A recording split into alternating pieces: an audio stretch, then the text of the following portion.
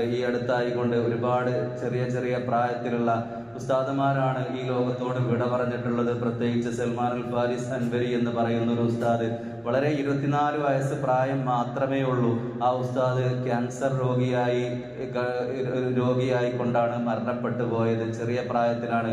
അതേപോലെ ഇൻഷാ അല്ലാഹ് ഇന്നലെ നിങ്ങൾ എല്ലാവരും അറിഞ്ഞിട്ടുണ്ടാകും, മീനാർക്കുഴി സ്വദേശിയായ സുൽഫീഖർ റഹ്മാനി എന്ന് പറയുന്ന ഒരു ഉസ്താദ്, അതും അദ്ദേഹം ലിവർ സംബന്ധമായ അസുഖത്തിന് വിധേയമായി കൊണ്ടിട്ടാണ് അദ്ദേഹം മരണപ്പെട്ടു പോയത്. വെറും 42 വയസ്സാണ് അദ്ദേഹത്തിനുള്ളത്. ഓരോരുത്തരുടെയും മരണം വരുന്ന സമയത്ത് നമ്മൾ ഓരോരുത്തരും ചിന്തിക്കേണ്ടത്, ഇന്നല്ലെങ്കിൽ നാളെ റബ്ബേ എനിക്കും ഇതുപോലത്തെ ഒരു മരണം നമുക്ക് വരാനുണ്ടല്ലോ. ആരും അറിയുന്നില്ല. ഏതൊരു മാരകമായ രോഗങ്ങൾ വന്നു കഴിഞ്ഞാൽ പിന്നെ എന്ത് ഉണ്ടായിട്ടെന്താ, നമുക്ക് ഒരുപാട് സമ്പത്തും മുതലും ഒക്കെ ഉണ്ടാകും. പക്ഷെ എല്ലാം വീടും പറമ്പും ഒറ്റൊക്കെ വിറ്റ് ചികിത്സിക്കേണ്ട ഒരു ഗതികേട് അല്ലാഹു റബ്ബുൽ ഇസ്സത്ത് നമുക്ക് ഒരാൾക്കും തരാതിരിക്കട്ടെ. അതുകൊണ്ട് തന്നെ ഓരോ ആളുകളുടെയും മരണം എന്ന് പറയുന്നത് നമുക്ക് ഓരോരുത്തർക്കും മരണചിന്ത അധികരിക്കാനുള്ള ഒരു കാരണം കൂടിയാണ് നമ്മൾ മനസ്സിലാക്കേണ്ടത്.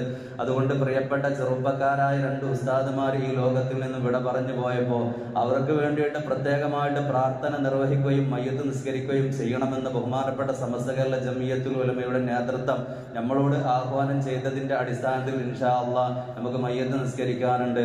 അതുകൊണ്ട് തന്നെ എൻ്റെ പ്രിയപ്പെട്ട സ്നേഹം നിറഞ്ഞ മഹല്ല് നിവാസികളോട് പറയാനുള്ളത്, എത്ര അഹങ്കരിച്ചാലും എത്ര വൽപ്പത്തരം നമ്മൾ പറഞ്ഞാലും ഇന്നല്ലെങ്കിൽ നാളെ റബ്ബിന്റെ വിളിക്ക് ഉത്തരം കൊടുക്കേണ്ട ആളുകളാണ് ഞാനും നിങ്ങളും എന്നുള്ളത് നമ്മൾ ഓരോരുത്തരും മനസ്സിലാക്കലോടുകൂടി ഈ നമ്മുടെ ജീവിതത്തിന്റെ കാലയളവിൽ ഒരുപാട് തെറ്റുകുറ്റങ്ങൾ നമ്മൾ ഓരോരുത്തരും ചെയ്തവരായിരിക്കും. നമ്മുടെ വിവരക്കേട് കൊണ്ട് ഒരുപാട് തെറ്റുകുറ്റങ്ങൾ നമ്മൾ ചെയ്തിട്ടുണ്ടാവും. ഇന്നത്തെ ഖുതുബയിലൊക്കെ തൗബയുമായി ബന്ധപ്പെട്ട കാര്യങ്ങളെ കുറിച്ചാണ് പറയുന്നത്.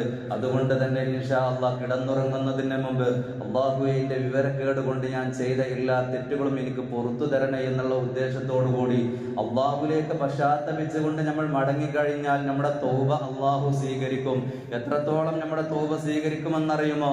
അല്ലാഹുവിന്റെ ഹബീബ് നബി മുഹമ്മദ് റസൂലുള്ളാഹി സ്വല്ലല്ലാഹു അലൈഹി വസല്ലമ തങ്ങൾ പറയുകയാണ്, മൻ താബ, ഏതെങ്കിലും ഒരു മനുഷ്യൻ തൗബ ചെയ്തു, ഖബല അൻ തത്ലുഉ ശംസു മിൻ മഗ്രിബിഹാ, സൂര്യൻ പടിഞ്ഞാറിൽ നിന്ന് ഉദിക്കുന്നത് വരെ ഏതെങ്കിലും ഒരു മനുഷ്യൻ തൗബ ചെയ്തു കഴിഞ്ഞാൽ താബല്ലാഹു അലൈഹി, ആ മനുഷ്യന്റെ തൗബ അല്ലാഹു റബ്ബുൽ ഇസ്സത്ത് സ്വീകരിക്കുമെന്ന് ഹബീബ് നബി മുഹമ്മദ് റസൂലുള്ളാഹി സ്വല്ലല്ലാഹു അലൈഹി വസല്ലമ തങ്ങൾ നമ്മളെ പഠിപ്പിച്ചിട്ടുണ്ട്.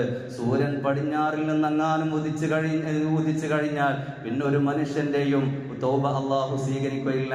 മറ്റൊരു റിവായത്തിലൂടെ പറയുന്നുണ്ട്, മാലം യുഗർഗിർ, റൂഹ് തൊണ്ടക്കുഴിയിൽ എത്തുന്നത് വരേക്കും ഒരു മനുഷ്യർക്ക് തൗബ ചെയ്യാനുള്ള അവസരമുണ്ട്.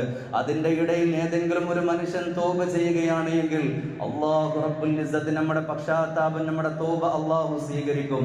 അതുകൊണ്ട് തന്നെ സ്നേഹത്തോടുകൂടി എൻ്റെ പ്രിയപ്പെട്ട സഹോദരങ്ങളോട് എനിക്ക് പറയാനുള്ളത്, ഓരോ ആളുകളുടെയും മരണം നമുക്ക് മുമ്പിൽ ഒരുപാട് നല്ല കാര്യങ്ങൾ നമുക്ക് പറഞ്ഞു തരുന്നുണ്ട്.